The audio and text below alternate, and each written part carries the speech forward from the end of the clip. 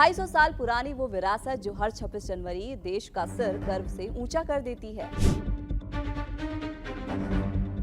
26 जनवरी की सुबह जब पूरा देश टीवी स्क्रीन से चिपक जाता है, जब कर्तव्य पथ पर कदमों की गूंज सुनाई देती है, तो हर भारतीय का सीना चौड़ा हो जाता है। लाल यूनिफॉर्म, शानदार घोड़े, चमकते भाले और बीच में सोने की परत चढ़ी एक शाही बग्घी, और मन में सवाल उठता है कि ये सैनिक आम क्यों नहीं लगते, इनकी वर्दी इतनी रॉयल क्यों है, ये घोड़े सेना के बाकी घोड़ों से अलग क्यों दिखते हैं, और ये शाही बग्घी पाकिस्तान में जाते जाते कैसे रह गई। क्या है इस बग्घी के भारत में आने की कहानी? आज हम आपको उसी कहानी के अंदर ले चलेंगे, जहाँ इतिहास है, टॉस है, राजनीति है, शौर्य है, परंपरा है और राष्ट्रपति के अंगरक्षक माने द प्रेसिडेंट्स बॉडीगार्ड की कहानी है। राष्ट्रपति के अंगरक्षक सिर्फ परेड नहीं, इतिहास है, जिन्हें आप हर साल बस कुछ मिनटों के लिए देखते हैं।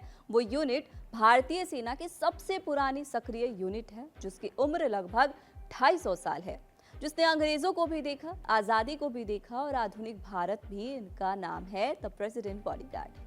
ये कहानी शुरू होती है साल 1773 से। ब्रिटिश इंडिया, तब भारत में राष्ट्रपति नहीं थे, प्रधानमंत्री नहीं थे, संविधान नहीं था। तब थे गवर्नर जनरल और बाद में वायसराय। उन्हीं की सुरक्षा के लिए बनी थी एक घुड़सवार यूनिट था, जिसे कहा गया गवर्नर जनरल्स बॉडीगार्ड। नाम बदला, मालिक बदला, लेकिन परंपरा, शौर्य और अनुशासन आज भी वही है। आज के दौर में सवाल उठता है कि जब टैंक हैं, जब बुलेट प्रूफ कार्स हैं, जब हेलीकॉप्टर्स हैं, तो फिर घोड़े क्यों? इसका जवाब इतिहास में छुपा है। घुड़सवार सैनिक तेज, अनुशासित, युद्ध में सबसे पहले हमला करने वाले और राजा महाराजाओं की शान का प्रतीक है। राष्ट्रपति के घोड़े आम नहीं, शाही है। पीवीजी के घोड़े सिर्फ जानवर नहीं, सैनिक होते हैं। घोड़ों की संख्या है कुल 55, इनमें से 2 घोड़े कमांडिंग ऑफिसर के लिए होते हैं। घोड़े भी कोई ऐसे वैसे नहीं होते, उनकी न्यूनतम ऊंचाई 150 सेंटीमीटर होनी चाहिए, औसत वजन 500 किलो होता है, रंग जामुनी, गहरा जामुनी या ग्रे होना चाहिए। ये घोड़े भीड़ से नहीं डरते, शोर से नहीं घबराते और तोप की आवाज में भी सीधे चलते हैं। बहुत कम लोग जानते हैं कि पीवीजी के घोड़ों की भी पूरी ड्रेस कोड होती है। सिर पर सफेद कॉलर, स्टील और चमड़े की लगाम, सफेद बागडोर, लेदर ब्रेस्ट प्लेट और भाले रखने का खास बकेट। ये सब सिर्फ दिखावे के लिए नहीं, बल्कि परंपरा और अनुशासन का प्रतीक है। अब आते हैं सबसे शाही किरदार पर, सोने की परत चढ़ी बग्घी, जिसे देखकर हर कोई पूछता है कि इतनी रॉयल बग्घी आखिर आई कहां से। तो इसका जवाब भी छुपा है इतिहास में। ये बग्घी अंग्रेजों के दौर में बनी, भारत के वायसराय के लिए पूरी तरह हैंडक्राफ्टेड और ऊपर से चढ़ी सोने की परत। इसका इस्तेमाल राजकीय समारोह, शाही परेड और वायसराय के भ्रमण के लिए होता था। फिर देश आजाद हो गया, बंटवारा भी हो गया।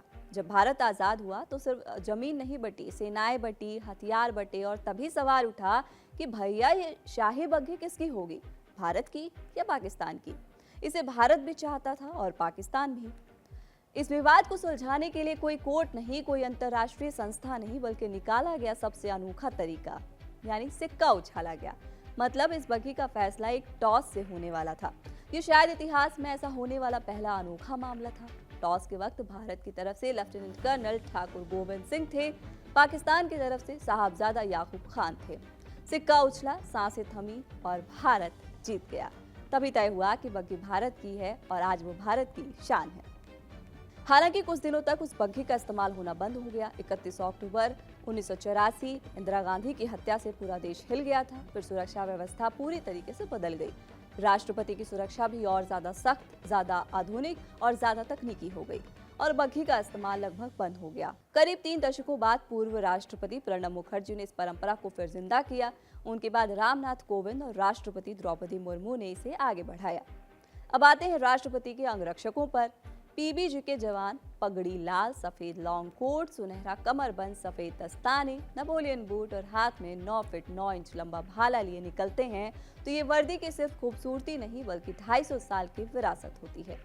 राष्ट्रपति के अंगरक्षक प्रेसिडेंट्स बॉडीगार्ड की स्थापना साल 1773 में गवर्नर्स बॉडीगार्ड के रूप में बनारस में की गई थी, जिसका 250 सालों का इतिहास रहा है। बनारस के राजा चेत सिंह ने 50 घोड़े और 50 सैनिक प्रदान कर इस रेजिमेंट गठन में महत्वपूर्ण योगदान दिया था। सेकेंड वर्ल्ड वॉर के बाद और 1947 से पहले रेजिमेंट ने घुड़सवार सेना, बख्तरबंद और हवाई सेना इकाई के रूप में अपनी भूमिकाएं निभाई। स्वतंत्रता के बाद रेजिमेंट को 2 भागों में विभाजित कर दिया गया, जिसमें से आधे घोड़े, सैनिक और उपकरण भारत के गवर्नर जनरल के अंगरक्षक भारत के लिए दिए गए, जिन्हें राष्ट्रपति भवन में तैनात किया गया, जबकि शेष अंगरक्षकों को पाकिस्तान में भेज दिया गया।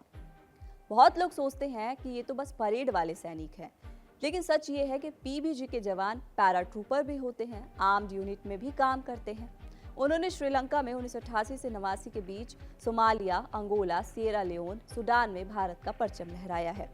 PBG equestrian federation of India से 75 से ज्यादा मेडल जीत चुका है, यानी ये सिर्फ परंपरा नहीं, प्रोफेशनल एक्सीलेंस है। आजादी के बाद से राष्ट्रपति के अंगरक्षक दल ने राष्ट्रीय और अंतर्राष्ट्रीय दोनों समारोहों में एक गवर्नर जनरल और भारत के 15 राष्ट्रपतियों को सुरक्षा प्रदान की है, जो साल में लगभग 140 समारोहिक परेड में अपने कर्तव्यों का पालन करते हैं। इन समारोह में लगभग 70 अवसरों पर सैनिक अपने सुंदर घोड़ों पर सवार होकर भाग लेते हैं, जिनमें गणतंत्र दिवस परेड, बीटिंग ऑफ रिट्रीट समारोह, संसद के दोनों सदनों में राष्ट्रपति का अभिभाषण और राष्ट्रपति भवन में साप्ताहिक सेरेमोनियल गार्ड का परिवर्तन शामिल है। ये सारी खूबियां सुनकर आप भी सोच रहे होंगे कि हम भी बन सकते हैं अंगरक्षक।